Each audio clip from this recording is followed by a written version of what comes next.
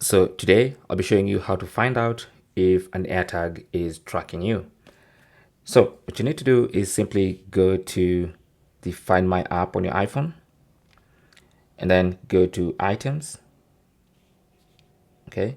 Under Items, you will see this option, Identify Found Items. So you can try and search just to see if there's an AirTag near you. Okay. Now, if you don't find an AirTag there, it still doesn't mean that there's no AirTag trying to or tracking you. The best way to do this is to go to the Me option, just tap on Me, and under Me, you should see the option Customize Tracking Notifications.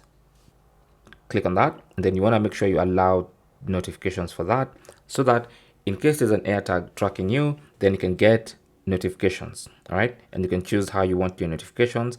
In fact, you can even enable announce notifications for this particular tracking notifications.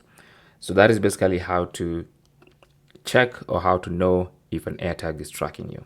Thanks for watching and good luck.